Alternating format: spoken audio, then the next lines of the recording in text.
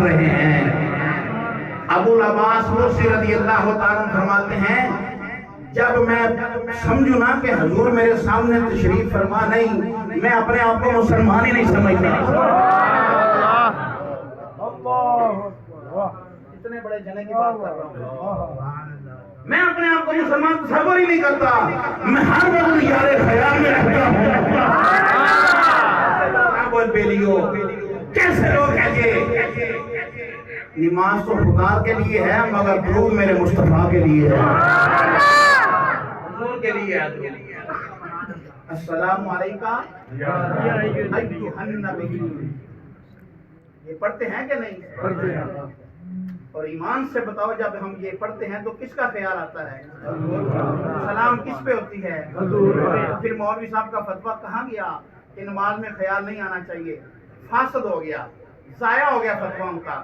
اس فتوے کی ہمیں ضرورت نہیں ہے۔ بس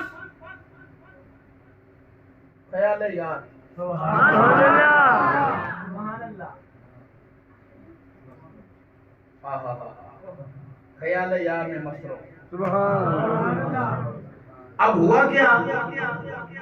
ہوا یہ کہ سیدنا صدیق اکبر رضی اللہ تعالیٰ عنہ مصلی چھوڑا کے پیچھے آ گئے۔ حدیث دکھانا میری ذمہ داری ہے۔ پیچھے ہوئے تو میرے آقا صلی اللہ علیہ وسلم نے فرمایا ابو بکر اے صدیق اکبر کھڑا رہو۔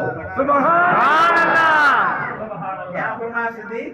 ہائے ہائے ہائے ہائے، اس کو ذرا زور سے بولو صدیق اکبر مسجد والو، صدیق اکبر، صدیق اکبر۔ اب ایران کا جتنے بھی بڑا گنڈا ہو جس کو مصطفیٰ مصلی پہ کھڑا کریں کوئی ہٹا نہیں سکتا۔ آپ نے کھڑا کیا ہے، مصطفیٰ کریم علیہ السلام نے فرمایا کھڑا رہو۔ صدیق پھر بھی پیچھے، میرے آقا آگے کھڑے ہوئے۔ کیسی جماعت ہے لوگوں، بخاری شریف میں بیان ہوئی ہے جماعت ایک ہے امام دو ہے۔ ایک جماعت کے دو امام۔ جو نقشبندی نہیں بول رہا وہ کیسا نقشبندی ہے؟ میں تیرے پیشوا کی بات کر رہا ہوں۔ سیدنا صدیق اکبر پیچھے، آقا آگے۔